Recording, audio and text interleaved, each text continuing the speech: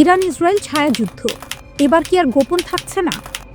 Iran একজন ব্যক্তিকে ফাঁসি দিয়েছে, যাকে ইসরায়েলের গোয়েন্দা সংস্থার হয়ে গুপ্তচর বৃত্তির দায়ে দোষী সাব্যস্ত করা হয়েছিল। ইরানের স্পষ্ট ঠান্ডা বার্তা, ইরান ও ইসরায়েলের মধ্যে চলমান ছায়াযুদ্ধ এখন আর শুধু গোপনে সীমাবদ্ধ নেই। ইরানের রাষ্ট্রীয় গণমাধ্যম জানায়, মৃত্যুদণ্ডপ্রাপ্ত ব্যক্তির নাম আলী আদ-দিস্তানি। তার বিরুদ্ধে অভিযোগ ছিল তিনি ইরানের ভেতরে থাকা সংবেদনশীল স্থাপনা ও নিরাপত্তা সংক্রান্ত তথ্য ইসরায়েলের কাছে পাচার করেছেন। কি অভিযোগ ছিল আলী আদ-দিস্তানির বিরুদ্ধে? ইরানের সরকারি বার্তা সংস্থা অনুযায়ী আদ-দিস্তানি অনলাইনের মাধ্যমে ইসরায়েলি গোয়েন্দা নেটওয়ার্কের সঙ্গে যুক্ত হন। তিনি ছবি, ভিডিও ফুটেজ ও গুরুত্বপূর্ণ তথ্য সরবরাহ করতেন। এসব তথ্য নেওয়া হয়েছিল এমন জায়গা থেকে যেগুলো ইরান সংবেদনশীল নিরাপত্তা এলাকা হিসেবে চিহ্নিত করে। ইরানের দাবি, এই কাজের বিনিময়ে তাকে ক্রিপ্টোকারেন্সির মাধ্যমে বড় অঙ্কের অর্থ, প্রায় $10 লাখ সমমূল্যের পুরস্কার এবং একটি ব্রিটিশ ভিসা দেওয়ার প্রতিশ্রুতি দেওয়া হয়েছিল।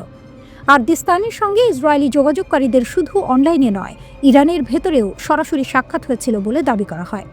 ইরানের বিচার বিভাগ জানায়, এই মামলাটি দেশের আইনি কাঠামোর ভেতর দিয়ে এগিয়েছে। নিম্ন আদালত, উচ্চ আদালত, সর্বশেষ সুপ্রিম কোর্ট, সব স্তরেই মৃত্যুদণ্ড বহাল থাকে। এরপর তাকে ফাঁসি দেওয়া হয়। ইরানি কর্তৃপক্ষ আরও জানায়, জিজ্ঞাসাবাদ ও আদালতে আদ-দিস্তানি স্বীকার করেছেন যে তিনি জেনে বুঝেই ইসরায়েলি গোয়েন্দাদের সঙ্গে কাজ করেছেন। বড় প্রেক্ষাপট, যুদ্ধের পর কঠোর অভিযান।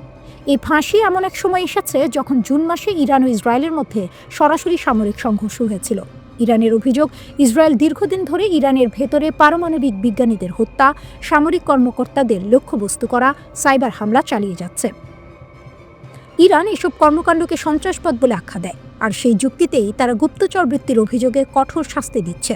ইরানি কর্মকর্তাদের দাবি, জুনের সংঘর্ষের পর থেকে 700 জনের বেশি মানুষকে গ্রেপ্তার করা হয়েছে, অন্তত 1 ডজনের বেশি মানুষকে ফাঁসি দেওয়া হয়েছে একই ধরনের অভিযোগে। মানবাধিকার সংগঠনগুলোর আপত্তি, এই কঠোর অভিযানের তীব্র সমালোচনা করছে আন্তর্জাতিক মানবাধিকার সংগঠন, কয়েকটি পশ্চিমা সরকার। তাদের অভিযোগ, অনেক বিচারই হয় বন্ধ দরজার আড়ালে, স্বীকারোক্তি জোর করে আদায় করা হয়, আসামিদের স্বাধীন আইনজীবী পাওয়ার সুযোগ দেওয়া হয় না। ইরান এসব অভিযোগ সরাসরি নাকচ করেছে। তাদের বক্তব্য, যাদের ফাঁসি দেওয়া হয়েছে তারা সবাই গুরুতর অপরাধে জড়িত ছিলেন।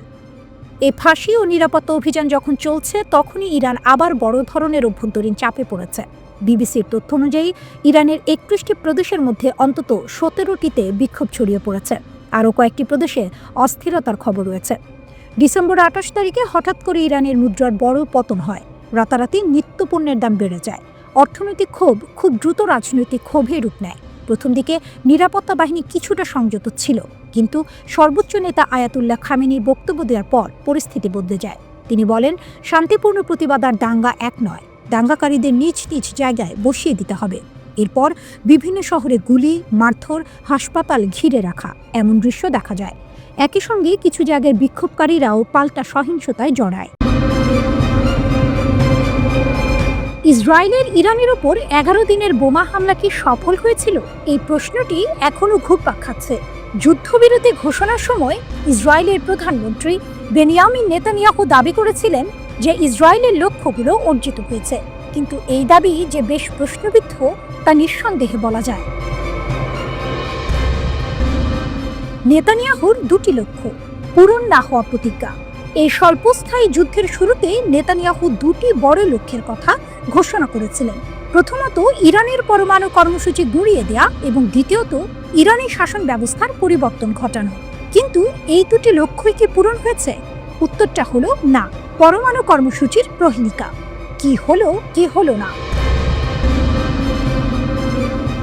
নেতানিয়াহু ইরানের পরমাণু কর্মসূচি গুঁড়িয়ে দেওয়ার দাবি করলেও তথ্য বলছে ভিন্ন কথা। ফার্দো পারমাণবিক স্থাপনায় যুক্তরাষ্ট্র হামলা চালানোর আগেই ইরান সেখান থেকে ফিউশনযোগ্য বা বিভাজ্য পদার্থ অন্যখানে সরিয়ে নিয়েছিল।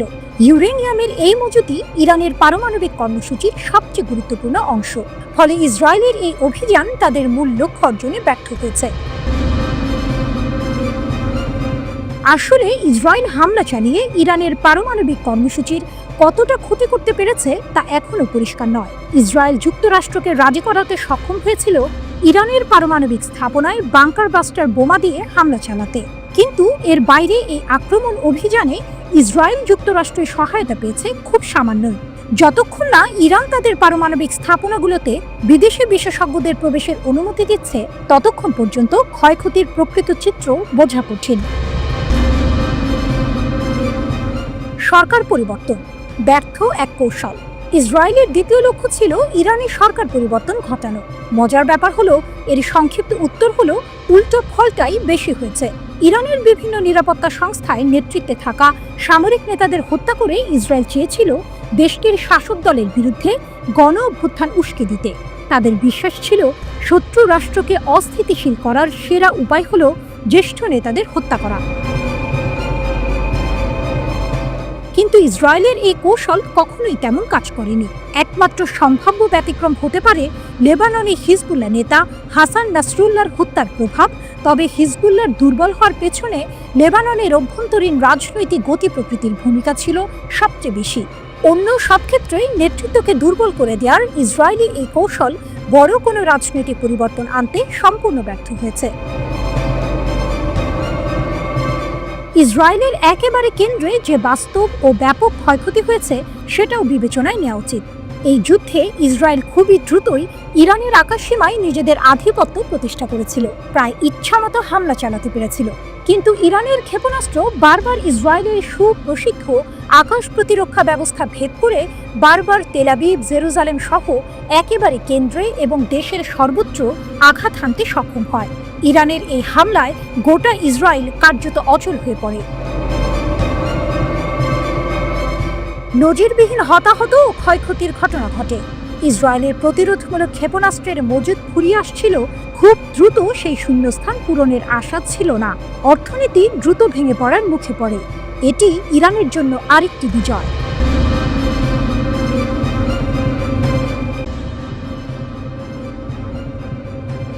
কেন ইরানকে হারানো ইসরায়েলের জন্য প্রায় অসম্ভব? একদিকে ইসরায়েলি মিসাইল উড়ে এসেছে ইরানে, অন্যদিকে ইরানি মিসাইল আছড়ে পড়েছে আইডিএফ ও মোসাদের দফতরে। ডোনাল্ড ট্রাম্পের যুদ্ধবিরতি ঘোষণার পরও উভয় দেশ একে অপরের উপরে ঝাঁপিয়ে পড়েছে। এর মধ্যেই ইরান জোর দিয়ে বলছে তাদের হারানো ইসরায়েলের পক্ষে এক প্রকার অসম্ভব। কিন্তু কেন?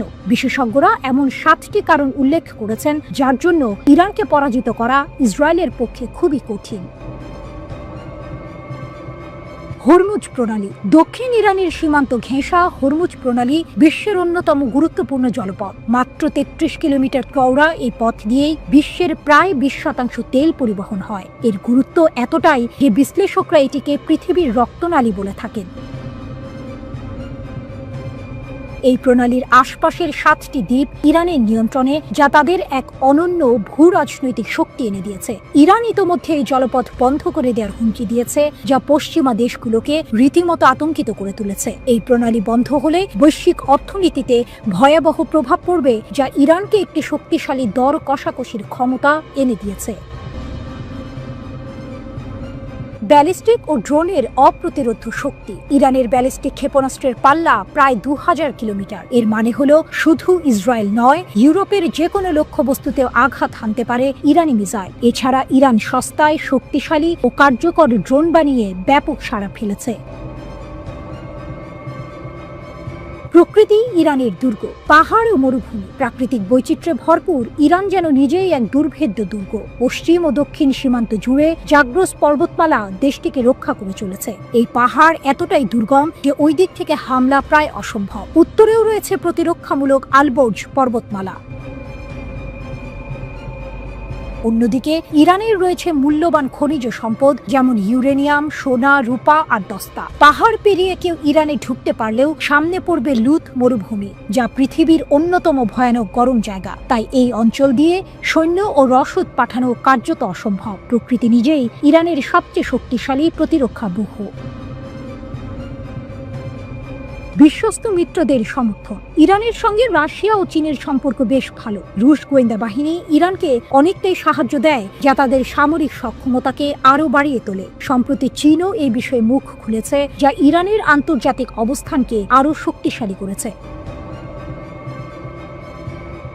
তেলের অফুরন্ত ভাণ্ডার। বিশ্বে মোট উৎপাদিত তেলের একটি বড় অংশ ইরান উৎপাদন করে। ইরানের তেল ও প্রাকৃতিক গ্যাস মজুদের পরিমাণ যথাক্রমে বিশ্বের মোট রিজার্ভের 10 ও 15%। এই বিশাল মজুদ তাদের অর্থনৈতিক ও রাজনৈতিকভাবে অন্য অনেক দেশের থেকে এগিয়ে রেখেছে। এটি তাদের উপর চাপ সৃষ্টি করা কঠিন করে তোলে, কারণ বিশ্বের জ্বালানি বাজারে ইরানের একটি গুরুত্বপূর্ণ ভূমিকা রয়েছে। ছায়াযুদ্ধের শক্তিশালী জাল। ইরানের একটি বড় শক্তি হল তার প্রক্সি জাল। ফিলিস্তিনে হামাস, লেবাননে হিজবুল্লাহ, সিরিয়ার প্রতিরোধ গোষ্ঠী, ইরাকের প্রতিরোধ গোষ্ঠী এবং ইয়েমেনের হুথি বিদ্রোহীদের সমর্থন দিয়ে থাকে ইরান। এই নেটওয়ার্কের উপর নির্ভর করে ইরান ইসরায়েলের মতো দেশের উপর চাপ বাড়াতে পারে। এটি ইরানকে সরাসরি যুদ্ধে না জড়িয়েও বিভিন্ন অঞ্চলে প্রভাব বিস্তারের সুযোগ দেয়, যা তাদের সামরিক কৌশলের একটি গুরুত্বপূর্ণ অংশ। 3 মহাদেশের সংযোগস্থলে কৌশলগত অবস্থান। ইউরোপ, এশিয়া এবং আফ্রিকা, এই 3টি মহাদেশের সংযোগস্থলে ইরানের অবস্থান। দেশটির রয়েছে 3টি গুরুত্বপূর্ণ জলসীমা: উত্তরে কাস্পিয়ান সাগর এবং দক্ষিণে পারস্য উপসাগর ও ওমান উপসাগর। গত 500 বছর ধরে একই সীমান্ত নিয়ে টিকে রয়েছে দেশটি। পৃথিবীর এমন কোন শক্তি নেই যারা ইরানকে দখল করতে চায়নি, কিন্তু বারবারই ব্যর্থ হয়েছে এই ভৌগোলিক অবস্থানের জন্য। এই কৌশলগত অবস্থান ইরানকে এক অজেয় শক্তি হিসেবে প্রতিষ্ঠিত করেছে।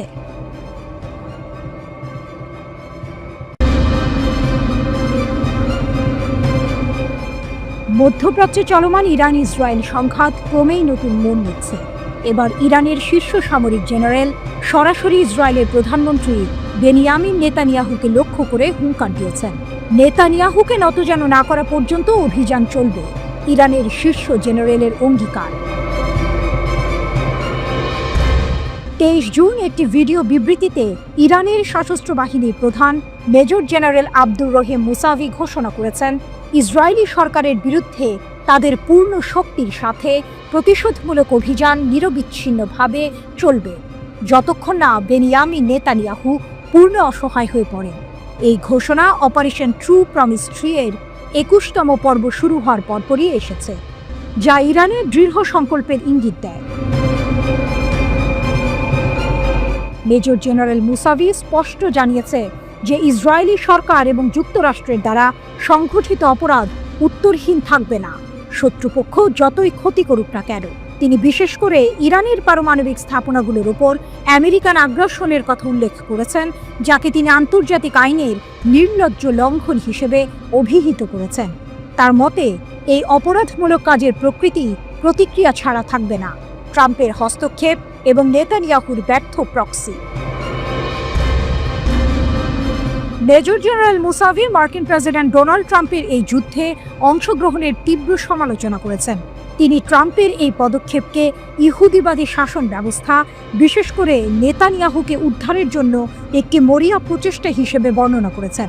মুসাভির মতে নেতানিয়াহু এই অঞ্চলে আমেরিকার ব্যর্থ প্রক্সি। তিনি বলেন, ট্রাম্প পরাজয়ের ভারে নেতানিয়াহুর পতন প্রত্যক্ষ করার পর এই বেপরোয়া কাজের মাধ্যমে তাকে কৃত্রিম শ্বাস প্রশ্বাস দেওয়ার সিদ্ধান্ত নেন। ট্রাম্পের সরাসরি নির্দেশে মার্কিন বোমারু বিমান ইরান জুড়ে 3টি পারমাণবিক স্থাপনা ইস্পাহান, নাতানস এবং ফোর্দো লক্ষ্য করে হামলা চালায়। এই হামলা ইরানে ব্যাপক ক্ষোভের সৃষ্টি করেছে। এর আগে 13 জুন থেকে ইসরায়েলি শাসন ব্যবস্থার আগ্রাসন শুরু হয়েছিল, যার প্রতিক্রিয়ায় ইরানের সশস্ত্র বাহিনী ট্রু প্রমিস 3 এর অধীনে প্রতিশোধমূলক অভিযান শুরু করে। ইরান ইসরায়েলি সরকার ও তার সামরিক অবকাঠামোর উপর প্রচণ্ড আঘাত হানে। ইরানি কর্মকর্তারা সতর্ক করে দিয়েছেন, আমেরিকান আগ্রাসন শাস্তি ছাড়াই পার পাবে না। নেতানিয়াহুকে কি সত্যিই নতজানু করা সম্ভব? ইরানের শীর্ষ জেনারেলের এই অঙ্গীকার কি কেবল কথার কথা, নাকি এর পেছনে সত্যিকারের সামরিক পরিকল্পনা আছে? নেতানিয়াহুকে পূর্ণ অসহায় না করা পর্যন্ত অভিযান চালিয়ে যাওয়ার অঙ্গীকার একদিকে যেমন ইরানের দৃঢ়তা প্রকাশ করে, অন্যদিকে তেমনি এই অঞ্চলের জন্য দীর্ঘমেয়াদী অস্থিরতার ইঙ্গিত দেয়। ইরানের অভিজাত ইসলামী বিপ্লবী গার্ড কোর IRGCর মুখপাত্র ইব্রাহিম জোলফাঘারি বলেছেন, যুক্তরাষ্ট্র সরাসরি যুদ্ধে ঢুকে গেছে এবং ইরানের ভূমির পবিত্রতা নষ্ট করেছে। যুক্তরাষ্ট্রকে হুঁশিয়ারি দিয়ে এই মুখপাত্র আরও বলেন, এখন যুক্তরাষ্ট্রের বিরুদ্ধে শক্তিশালী আর সুনির্দিষ্ট লক্ষ্যবস্তুতে অভিযান চালানো হবে। ইব্রাহিম বলেন, যুক্তরাষ্ট্রকে জোরালো, দুঃখজনক ও অপ্রত্যাশিত পরিণতি ভোগ করতে হবে।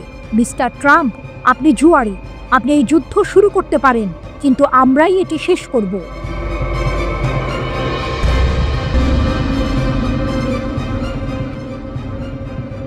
গত 13ই জুন ইসরায়েল বিনা উস্কানিতে হামলা চালালে ইরানও তার জবাব দিয়েছে পাল্টা ক্ষেপণাস্ত্র হামলার মাধ্যমে। সামরিক বিশ্লেষকেরা বলছেন, এই হামলায় ইরান তার নতুন প্রজন্মের ক্ষেপণাস্ত্রগুলো ব্যবহার করেনি, তবুও ইসরায়েলের আকাশ প্রতিরক্ষা ব্যবস্থা কার্যত অকার্যকর হয়ে পড়েছে। এর 10টি প্রধান বৈশিষ্ট্য রয়েছে। ইসরায়েল যখন 13ই জুন ইরানের ওপর হামলে পড়ল, ইরান তখন জবাব দিল পাল্টা ক্ষেপণাস্ত্র দিয়ে। সবাই ভেবেছিল এবার বুঝি ইরান তার সব বাঘা বাঘা ক্ষেপণাস্ত্র নামাবে, কিন্তু না। সামরিক বিশ্লেষকদের ধারণা, ইরান তার নতুন প্রজন্মের ক্ষেপণাস্ত্রগুলো নাকি এখনো ব্যবহারই করেনি। অবাক হচ্ছেন? আরো অবাক হবেন যখন শুনবেন এত কিছুর পরও ইসরায়েলের অত্যাধুনিক আকাশ প্রতিরক্ষা ব্যবস্থা পুরোপুরি সফল হতে পারেনি। এর পেছনে আছে ইরানের এক দারুণ কৌশল, যার 10টি বৈশিষ্ট্য ইসরায়েলিদের রাতের ঘুম কেড়ে নিয়েছে। রাত দিনের হামলা, গোলক ধাঁধা। ইরান দিনের বেলায় যেমন হামলা চালাচ্ছে, রাতের বেলায়ও তেমনি। কোনো নির্দিষ্ট সময় নেই। এতে ইসরায়েলিরা গুছিয়ে ওঠারই সুযোগ পাচ্ছে না, সবসময় থাকছে এক ধরনের উদ্বেগের মধ্যে। কখন কি হয় বলা মুশকিল। আসল নকলের খেলা। ইরান ভুয়া আক্রমণের সঙ্গে আসল হামলার এমন একটি সমন্বয় ঘটাচ্ছে যে ইসরায়েলি প্রতিরক্ষা ব্যবস্থাগুলো রীতিমতো বিভ্রান্ত হয়ে পড়ছে। কোনটা আসল আর কোনটা নকল সেটা বুঝতেই তাদের ঘাম ছুটে যাচ্ছে। প্রাণঘাতী অস্ত্রের বৈচিত্র্য। শুধু ক্ষেপণাস্ত্র নয়, ইরান ব্যবহার করছে ব্যালিস্টিক ক্ষেপণাস্ত্র, আত্মঘাতী ড্রোন সহ বিভিন্ন ধরনের মারণাস্ত্র। এতে ইসরায়েলের জন্য আক্রমণের ধরন বোঝা এবং প্রতিরোধ করা আরো কঠিন হয়ে দাঁড়িয়েছে। বুড়ো আঙুল দেখিয়ে লক্ষ্যে। ইসরায়েলের থার্ড আয়রন ডোম ও ডেভিড স্লিং এর মতো আধুনিক প্রতিরক্ষা ব্যবস্থাগুলোকে বুড়ো আঙুল দেখিয়ে ইরানের ক্ষেপণাস্ত্রগুলো ঠিকই লক্ষ্যে আঘাত হানছে। এতে ইসরায়েল বুঝে গেছে তাদের নিরাপত্তার নিশ্চয়তা আসলে কতটা ঠুনকো। থামছে না হামলা, বদলাচ্ছে কৌশল। ইরান থেমে থেমে বিভিন্ন ধরনের আরো অপ্রত্যাশিত ক্ষেপণাস্ত্র ব্যবহার করছে, যা ইসরায়েলি প্রতিরক্ষা ব্যবস্থার জন্য এক বিশাল চ্যালেঞ্জ। তারা বুঝতেই পারছে না এরপর কি আসবে আর কোথা থেকে আসবে। লক্ষ্যবস্তুতে চমক।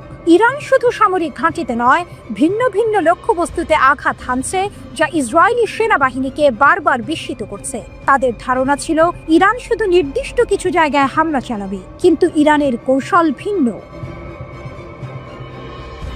সীমানা ছাড়িয়ে হামলা। হামলার পরিসীমা কোনো নির্দিষ্ট এলাকায় সীমাবদ্ধ নেই। ইসরায়েলের এক প্রান্ত থেকে আরেক প্রান্ত পর্যন্ত, উত্তর থেকে দক্ষিণ পর্যন্ত সব জায়গাতেই ইরান হামলা চালাচ্ছে। এতে ইসরায়েলের কোনো স্থানই আর নিরাপদ মনে হচ্ছে না। ডেটা ব্যাংকের জাদু। ইরানের হাতে রয়েছে লক্ষ্যবস্তুর একটি বিশাল ডেটা ব্যাংক। এর মাধ্যমে তারা সামরিক ঘাঁটি, তেল শোধনাগার সহ ইসরায়েলের গুরুত্বপূর্ণ অবকাঠামোতে নিখুঁতভাবে আঘাত হানতে পারছে। এটা যেন জাদুর মতো কাজ করছে।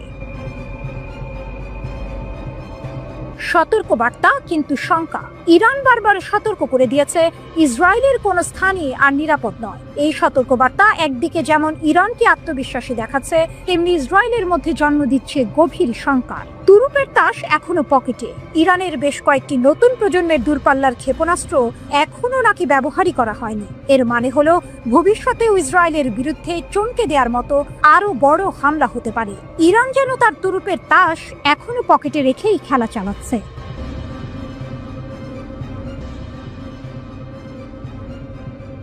ইরানের গাইডেড মিসাইল ইসরায়েলের আয়রন ডোম ভেদ করে। ফার্স্ট নিউজ এজেন্সি অনুসারে ইসরায়েলের ওপর সাম্প্রতিক আক্রমণে ইরান প্রথমবারের মতো একটি গাইডেড মিসাইল ব্যবহার করেছে। প্রতিবেদনে ক্ষেপণাস্ত্রটিকে হাজ কাসিম হিসেবে চিহ্নিত করা হয়েছে, যার নামকরণ করা হয়েছে প্রয়াত কুদস ফোর্স কমান্ডার কাসেম সোলাইমানির নামে। ফার্সের মতে হাজ কাসিম ক্ষেপণাস্ত্রের পাল্লা 1400 কিলোমিটার এবং ওজন 7 টন। এই ক্ষেপণাস্ত্রটি 500 কেজি ওজনের ওয়ারহেড বহন করতে পারে এবং ম্যাক 12 গতিতে লক্ষ্যবস্তুতে আঘাত করতে পারে।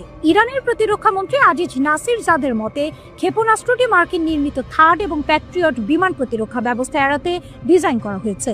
স্কাই নিউজ আরবির একটি প্রতিবেদনে দাবি করা হয়েছে যে ক্ষেপণাস্ত্রের উৎক্ষেপণ ক্রম প্রতিরক্ষা ব্যবস্থার বাধা দেওয়ার ক্ষমতা হ্রাস করে। তবে ইসরায়েলি প্রতিরক্ষা বাহিনীর দাবি, নতুন হামলায় ইরানের ছোড়া ক্ষেপণাস্ত্রগুলি 2024 সালের এপ্রিল এবং অক্টোবরে ইসরায়েলে নিক্ষেপ করা ক্ষেপণাস্ত্রগুলির মতো। একজন সামরিক কর্মকর্তা টাইমস অফ ইসরায়েলকে বলেছেন, ইরানের ক্ষেপণাস্ত্রগুলি এমন কিছু নয় যে আমরা আটকাতে জানি না। ঢিল মারলে পার্টিকেল খেতে হয়। এখন ইরান ইসরায়েলের জ্বালানি কেন্দ্রগুলিকে টার্গেট করেছে। ইরানের Islamic Revolutionary Guard Corps IRGC 15 June বলেছে যে তেহরান ইসরায়েলি যুদ্ধ বিমানগুলির জ্বালানি সরবরাহের জন্য ব্যবহৃত স্থানগুলিতে হামলা চালিয়েছে।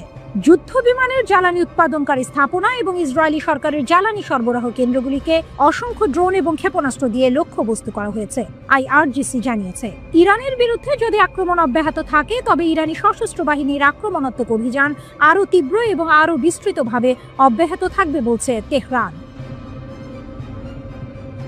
ইরানি সংবাদ মাধ্যম দাবি করেছে যে দেশটির বিমান প্রতিরক্ষা ব্যবস্থা তৃতীয় মার্কিন নির্মিত Israeli F-35 stealth fighter jet ভূপাতিত করেছে, যদিও কোনো প্রমাণ বা ফুটেজ প্রকাশ করা হয়নি। তেহরান টাইমস অনুসারে ইরানি সেনাবাহিনী জানিয়েছে, অভিযানের সময় F-35 পাইলট পশ্চিম ইরানের আকাশে পালিয়ে গিয়েছিলেন এবং তাকে আটক করা হয়েছিল। এদিকে ইসরায়েলের গোয়েন্দা সংস্থা মোসাদের 2 সদস্যকে গ্রেপ্তার করার কথা জানিয়েছে ইরান। আল জাজিরার প্রতিবেদন থেকে এই তথ্য জানা গেছে। আধা সরকারি বার্তা সংস্থা তাসনিমে প্রকাশিত প্রতিবেদনে বলা হয়েছে, এই 2 ব্যক্তি আল বোর্জ প্রদেশে বিস্ফোরক এবং বৈদেশিক সরঞ্জাম বানানোর সময় ধরা পড়েছেন। ইসরায়েলের সঙ্গে দীর্ঘদিনের ছায়া যুদ্ধে লিপ্ত ইরান এর আগেও বহুবার মোসাদের সঙ্গে সংশ্লিষ্টতার অভিযোগে অনেক ব্যক্তিকে গ্রেপ্তার করেছে ও মৃত্যুদণ্ড দিয়েছে।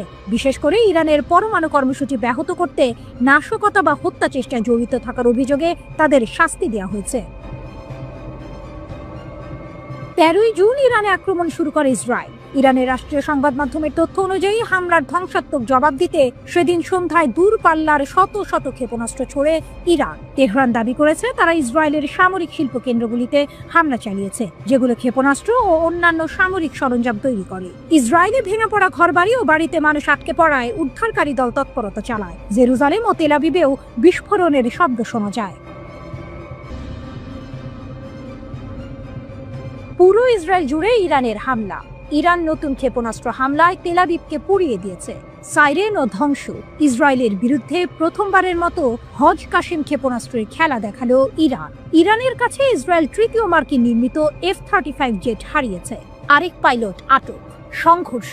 ইরানের প্রাণঘাতী ড্রোন বনাম ইসরায়েলের অ্যাপাচি আক্রমণকারী চপার। 2 চিরপ্রতিদ্বন্দ্বীর মধ্যে টানা তৃতীয় দিনে প্রবেশের সাথে সাথে ইরান 15 জুন ভোরে ইসরায়েলের নতুন করে ক্ষেপণাস্ত্র হামলা চালিয়েছে। অপারেশন ট্রু প্রমিস 3 এর একটি নতুন ঢেউ শুরু হয়। ইরানের রাষ্ট্রীয় টিভি ইসরায়েলের ওপর আক্রমণ শুরুর ঘোষণা দেওয়ার সময় ইসরায়েলি আকাশ তেহরানের ক্ষেপণাস্ত্রে আলোকিত হওয়ার সরাসরি ফুটেজ সম্প্রচার করেছে। ইসরায়েল জানিয়েছে, সন্ধ্যা এবং রাতের মধ্যে ইরান থেকে একাধিক লক্ষ্যবস্তুতে 2টি ক্ষেপণাস্ত্র এবং ড্রোন নিক্ষেপ করা হয়েছে।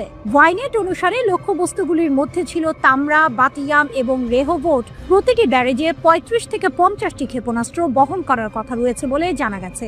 ইসরায়েলি কর্তৃপক্ষ দাবি করেছে প্রায় 100টি ক্ষেপণাস্ত্র এবং ডজন ডজন মনুষ্যবিহীন বিমান UAV প্রতিহত করা হয়েছে। জেরুজালেম এবং তেল আবিব জুড়ে বিমান হামলার সাইরেন এবং গর্জন প্রতিধ্বনিত হয়েছিল, যার ফলে আক্রমণের সময় লক্ষ লক্ষ লোক আশ্রয় কেন্দ্রে ছুটে যেতে বাধ্য হয়েছিল। ইসরায়েলি সেনাবাহিনী এক্সে লিখেছে যে কয়েক ডজন শহর এবং সম্প্রদায় জুড়ে লক্ষ লক্ষ লোক সাইরেন বাজানোর সাথে সাথে আশ্রয়ের জন্য ছুটে যাচ্ছিল। তেল আবিবের কাছে রামাত গান শহরে AFP ছবিতে ইরানের প্রথম আক্রমণের পর ধ্বংসস্তূপে ভরা ভবন, ধ্বংসপ্রাপ্ত যানবাহন এবং রাস্তাঘাট দেখা গেছে। ইরানের সরকারি আরবি সংবাদ সংস্থা রকেট ইমোজি সহ রিপোর্ট করেছে তেল আবিব জ্বলছে।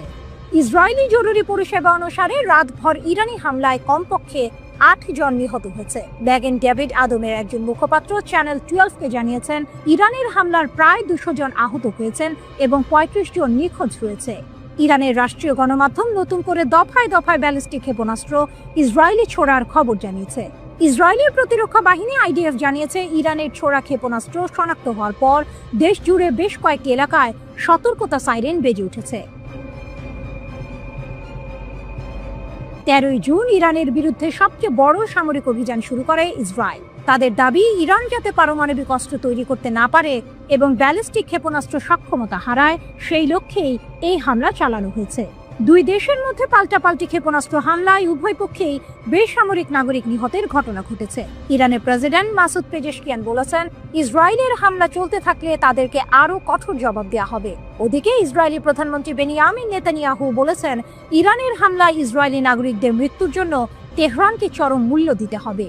ইরানের রাষ্ট্রীয় সংবাদ সংস্থা IRN এর বরাত দিয়ে আল জাজিরা জানিয়েছে, তেহরানে একাধিক গাড়ি বোমার বিস্ফোরণ ঘটিয়েছে ইসরায়েলি সম্পৃক্ত নাশকতাকারীরা। এর কিছুক্ষণ পর ইসরায়েলের দিকে লক্ষ্য করে অন্তত 50টি ব্যালিস্টিক ক্ষেপণাস্ত্র নিক্ষেপ করা হয়েছে।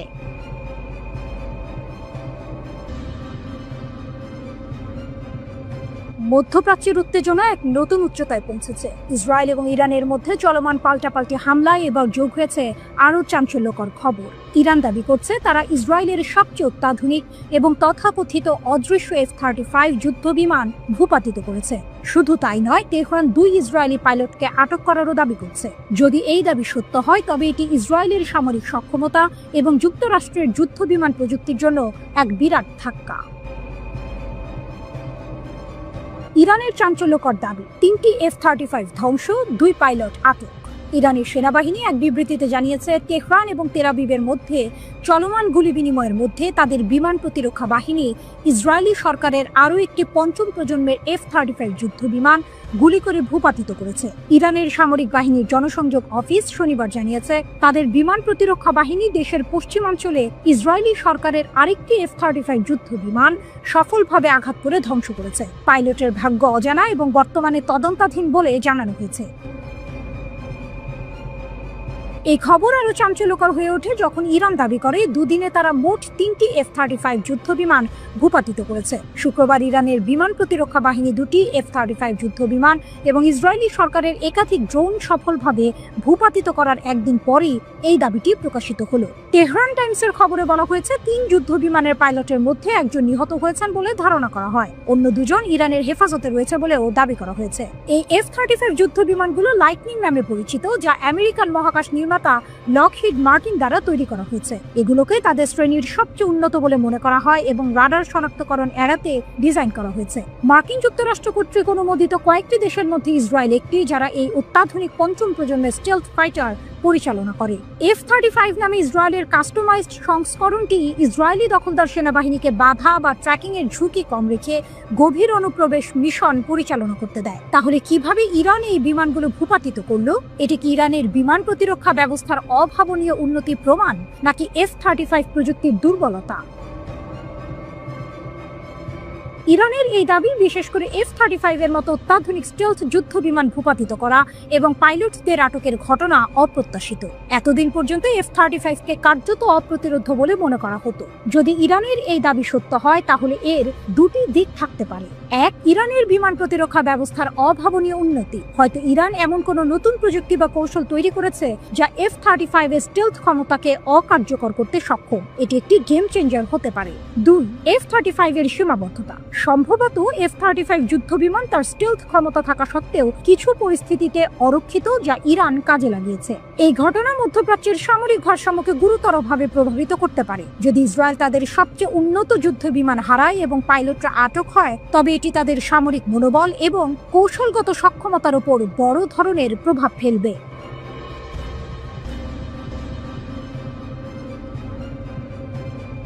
মধ্যপ্রাচ্যের আকাশে এখন যুদ্ধের দামামা। একদিকে ইরান, অন্যদিকে ইসরায়েল। এমন উত্তেজনার পারদের মধ্যেই ইসরায়েলের সামরিক বাহিনী এক চাঞ্চল্যকর তথ্য স্বীকার করেছে। রিপোর্ট টাইমস অফ ইন্ডিয়ার।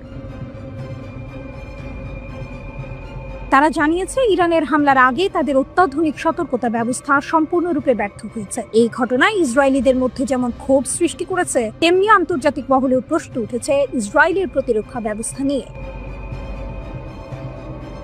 অন্ধকারে ইসরায়েলিরা সাইরেন বাজলেও কিন্তু সতর্কবার্তা কই। ঘটনার সূত্রপাত হয় যখন মধ্য ইসরায়েলে ইরানি ক্ষেপণাস্ত্র আঘাত হানে। প্রচন্ড বিস্ফোরণে কেঁপে ওঠে তেল আবিব সহ বিস্তীর্ণ অঞ্চল। কিন্তু চমকপ্রদ ব্যাপার হলো, স্থানীয় বাসিন্দারা জানিয়েছেন বিস্ফোরণের আগে তারা কোনো ধরনের পূর্ব সতর্কতা পাননি। তাদের অভিযোগ, বিস্ফোরণের শব্দ শোনার পর কেবল বিমান হামলার সাইরেন বেজেছে, যার কোনো উপযোগিতা ছিল না। আমরা কেবল বিস্ফোরণের শব্দ শুনেছি, তারপর সাইরেন বেজেছে, বলেছিলেন এক আতঙ্কিত ইসরায়েলি নাগরিক।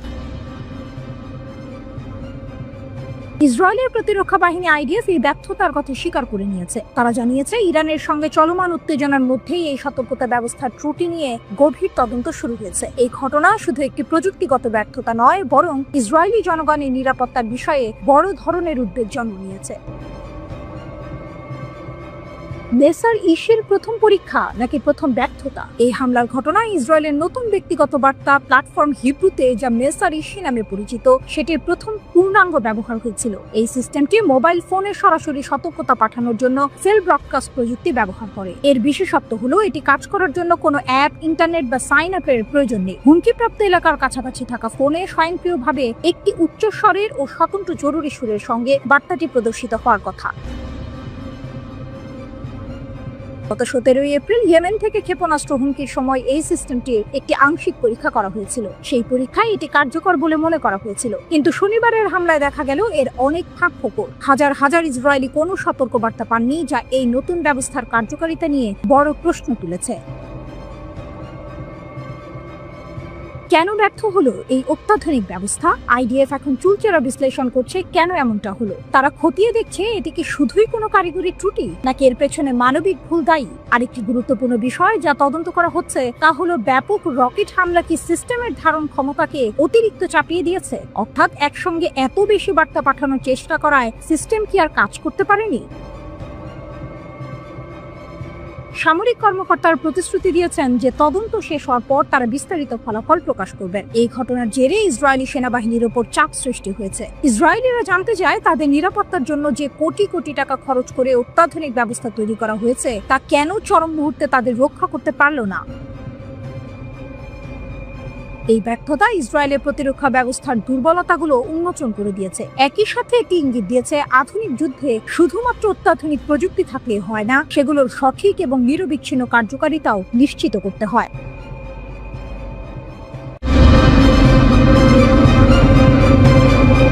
ইরানের ক্ষেপণাস্ত্রের কোপে ইসরায়েলের বৈজ্ঞানিক গর্ব ধূলিসাৎ। মোসাদের গোপন আঁতুড় ঘর কি ধ্বংসস্তূপ? তেল আবিবের দক্ষিণে অবস্থিত বিখ্যাত ওয়েজম্যান ইনস্টিটিউট অফ সায়েন্স একসময় ইসরায়েলের বৈজ্ঞানিক শক্তি ও গর্বের প্রতীক। মোসাদের সঙ্গে যাদের সম্পর্ক ছিল নিবিড়, আজ সেটি শুধুই ধোঁয়া আর ধ্বংসস্তূপের স্তূপ। ইরানের ক্ষেপণাস্ত্র হামলায় ইসরায়েলের এই ব্রেইন চাইল্ড যে ভয়াবহ আঘাত পেয়েছে, তা ইসরায়েলের সামরিক ও বৈজ্ঞানিক সক্ষমতার জন্য এক অশনি সংকেত। ইরানের ক্ষেপণাস্ত্র হামলায় ইসরায়েলের এই ব্রেইন চাইল্ড যে ভয়াবহ আঘাত পেয়েছে, তা ইসরায়েলের সামরিক ও বৈজ্ঞানিক সক্ষমতার জন্য এক অশনি সংকেত। ইসরায়েলের অমূল্য সম্পদ ছাই।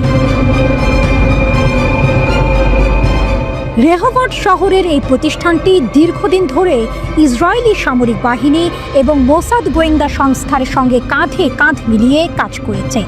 এলবিট সিস্টেমের মতো বিশ্বের শীর্ষস্থানীয় অস্ত্র প্রস্তুতকারকের সঙ্গে তাদের অংশীদারিত্ব ছিল চোখে পড়ার মতো। কিন্তু শনিবার ভোরের সেই হামলা যেন ইসরায়েলের সামরিক শিল্প কমপ্লেক্সের হৃৎপিণ্ডে লক্ষ্য করেই করা হয়েছিল। ইসরায়েলি গণমাধ্যমও স্বীকার করেছে এই হামলা দুর্ঘটনাজনক নয়। পদার্থবিদ্যা, জৈব প্রযুক্তি, এমনকি কৃত্রিম বুদ্ধিমত্তার মতো অত্যাধুনিক গবেষণার কেন্দ্র ছিল এটি। ইসরায়েলি বিশেষজ্ঞরা এই ধ্বংসযজ্ঞকে বিপর্যয়কর বলে অভিহিত করেছেন। পরীক্ষাগার থেকে শুরু করে সম্পূর্ণ ভবন সবই এখন ধ্বংসস্তূপে পরিণত। সংবেদনশীল যন্ত্রপাতি, বিরল জৈবিক উপকরণ এবং কয়েক দশকের অগ্রণী গবেষণা সবকিছুই চোখের পলকে শেষ। এক সময় যা ইসরায়েলের বৈজ্ঞানিক গর্বের প্রতিনিধিত্ব করত, আজ তা কেবল ছাই আর ধ্বংসাবশেষ, যা বিশেষজ্ঞদেরও হতবাক করে দিয়েছে। হামলার পরের ছবিগুলো আরও মর্মান্তিক। পুড়ে যাওয়া কাঠামো, উড়ে যাওয়া জানালা, ধসে পড়া ছাদ থেকে ঝুলন্ত তার, সবই এক ভয়াবহ চিত্র তুলে ধরেছে। বিজ্ঞানীদের আর্তনাদ, কিছুই অবশিষ্ট নেই। যখন শেল আক্রান্ত বিজ্ঞানী এবং গবেষকরা তাদের ক্ষতির কথা বলতে শুরু করেন, তখনই এই হামলার ভয়াবহতা স্পষ্ট হয়। অধ্যাপক এলদাদ জাহর তার ল্যাবের ধ্বংসের বর্ণনা দিতে গিয়ে বলেন, 15 মিনিটেরও কম সময়ের মধ্যে আমি 22 বছর ধরে আমার দ্বিতীয় বাড়ি থাকা ল্যাবটিকে আগুনে পুড়িয়ে ফেলার ছবি দেখতে পাই। 3টি সম্পূর্ণ তলা ধসে পড়েছে, কিছুই অবশিষ্ট নেই। কোনো তথ্য নেই, কোনো ছবি নেই, কোনো নেট নেই, কোনো ইতিহাস নেই। জাহর আরও বলেন, এই ক্ষতি কেবল সরঞ্জামের নয়, বরং ইসরায়েলের প্রযুক্তিগত উচ্চাকাঙ্ক্ষার সঙ্গে জড়িত একটি বৈজ্ঞানিক সংরক্ষণাগারের ধ্বংস। এটি প্রজন্মের পর প্রজন্মের গবেষকদের শ্রম আর মেধার ফসল, যা মুহূর্তের মধ্যে বিলীন হয়ে গেছে। সবচেয়ে বেশি ক্ষতিগ্রস্ত হয়েছে কম্পিউটার বিজ্ঞান বিভাগ। এখানে কৃত্রিম বুদ্ধিমত্তা চালিত চিকিৎসা গবেষণার এক বিশ্ব নেতা অধ্যাপক ইরান সেগালের ল্যাব সম্পূর্ণরূপে ধ্বংস হয়ে গেছে। তার 50 সদস্যের দল অতি ঠান্ডা ফ্রিজার থেকে হাজার হাজার গুরুত্বপূর্ণ জৈবিক নমুনা উদ্ধারের জন্য আপ্রাণ চেষ্টা করছিল, কিন্তু বন্যার কারণে বেশিরভাগই অপূরণীয়ভাবে ক্ষতিগ্রস্ত হয়েছে। লক্ষ লক্ষ মূল্যের সরঞ্জাম এখন মেরামতের অযোগ্য বলে বিবেচিত হচ্ছে। প্রাণী রসায়ন বিভাগের অধ্যাপক শ্যারিয়াল ফ্রেশম্যান বলেন, এটা কেবল ব্যয়বহুল ডিভাইস নয়, যা হারিয়ে গেছে। কয়েক দশকের সঞ্চিত দক্ষতা এবং সূক্ষ্মভাবে ক্যালিব্রেটেড বৈজ্ঞানিক ব্যবস্থা, প্রজন্মের গবেষণা অদৃশ্য হয়ে গেছে। প্রবীণ গবেষক অধ্যাপক ওরেন শুলডিনার এক ভুতুড়ে ছবি এঁকেছেন। এটা যেন আমাদের ল্যাবটি বাষ্পীভূত হয়ে গেছে। বছরের পর বছর কাজ, অনন্য DNA library, stem cell, genetically engineered মাছি প্রজাতি, সবকিছুই এক মুহূর্তের মধ্যে অদৃশ্য হয়ে গেছে। এটি ছিল আমাদের ছাত্রদের অগণিত নিদ্রাহীন রাতের ফসল।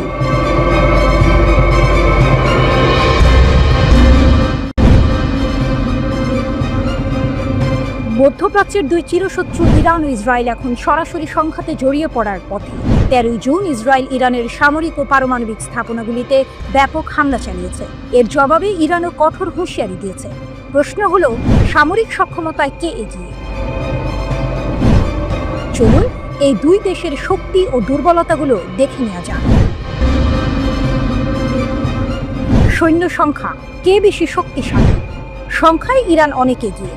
যুক্তরাজ্য ভিত্তিক ইন্টারন্যাশনাল ইনস্টিটিউট ফর স্ট্র্যাটেজিক স্টাডিজের 2023 সালের প্রতিবেদন অনুযায়ী ইরানের সক্রিয় সৈন্য সংখ্যা 6,10,000।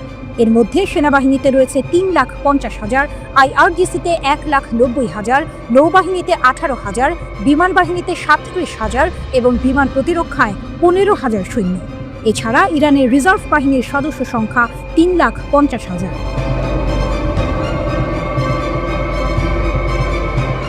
ইসরায়েলের 1,69,500 সক্রিয় সৈন্য রয়েছে। সেনাবাহিনীতে 1,26,000, নৌবাহিনীতে 9,500 এবং বিমান বাহিনীতে 34,000। ইসরায়েলের রিজার্ভ বাহিনীর সদস্য সংখ্যা 4,65,000। 18 ঊর্ধ্ব বয়সী অধিকাংশ নারী ও পুরুষের জন্য সামরিক কর্মকাণ্ডে অংশ নেওয়া বাধ্যতামূলক, তবে নির্দিষ্ট কিছু ছাড় আছে। সামরিক ব্যয়, কার বাজেট বেশি? সামরিক ব্যয়ের দিক থেকে ইসরায়েল ইরানকে ছাড়িয়ে গেছে। স্টকহোম ইন্টারন্যাশনাল পিস রিসার্চ ইনস্টিটিউটের 2024 সালের তথ্যমতে 2023 সালে ইসরায়েল সামরিক খাতে $27.5 বিলিয়ন ব্যয় করেছে, যা ইরানের $10.3 বিলিয়ন চেয়ে প্রায় 3 গুণ বেশি। ইসরায়েলের এই ব্যয় বৃদ্ধি মূলত গাজা যুদ্ধের কারণে হয়েছে। সামরিক খাতে বেশি বিনিয়োগের অর্থ হল অত্যাধুনিক প্রযুক্তির অস্ত্র ও উন্নত প্রশিক্ষণের সুবিধা। স্থলবাহিনী, ট্যাঙ্ক আর আর্টিলারিতে কে এগিয়ে? স্থলপথেও ইরান সংখ্যায় এগিয়ে। দ্য মিলিটারি ব্যালেন্স 2023 অনুসারে ইরানের 10,513টির বেশি যুদ্ধ ট্যাঙ্ক এবং 6,798টি আর্টিলারি গান রয়েছে। ইসরায়েলের কাছে প্রায় 400টি যুদ্ধ ট্যাঙ্ক এবং 530টি আর্টিলারি গান আছে। বিমান বাহিনী, আকাশের লড়াইয়ে কে সেরা? বিমান বাহিনীর সক্ষমতা ইসরায়েল তুলনামূলকভাবে বেশি আধুনিক এবং কার্যকর। যদিও ইরানের বিমান বাহিনীর কাছে ৩১২টি যুদ্ধোপযোগী বিমান রয়েছে, ইসরায়েলের ৩৪৫টি যুদ্ধোপযোগী বিমান এবং ৪৩টি অ্যাটাক হেলিকপ্টার রয়েছে।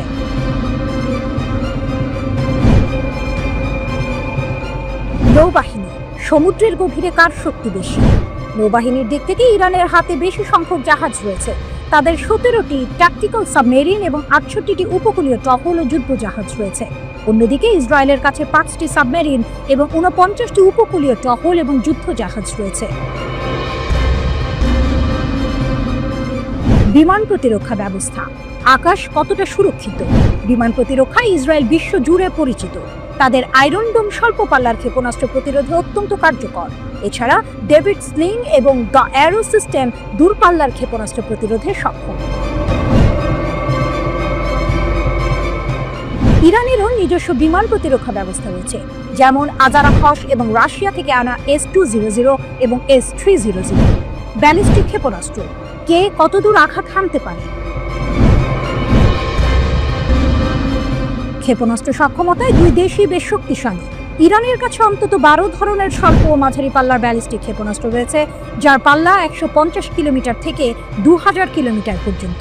ইসরায়েলের কাছেও ৪ ধরনের ব্যালিস্টিক ক্ষেপণাস্ত্র আছে, যার মধ্যে জেরিকো ৩ এর পাল্লা ৪৮০০ থেকে ৬৫০০ কিলোমিটার পর্যন্ত। অর্থাৎ ইসরায়েল অনেক দূরপাল্লার ক্ষেপণাস্ত্র দিয়ে ইরানের ভেতরে আঘাত হানার ক্ষমতা রাখে। পারমাণবিক সক্ষমতা। সবচেয়ে বড় পার্থক্য কোথায়? এটাই সম্ভবত সবচেয়ে বড় পার্থক্য।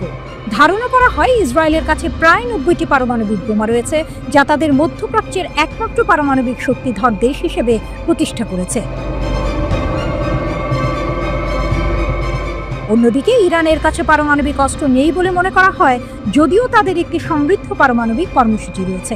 ইরান সতর্ক করেছে যে তাদের অস্তিত্ব হুমকির মুখে পড়লে তারা পারমাণবিক নীতিমালা পরিবর্তন করতে পারে।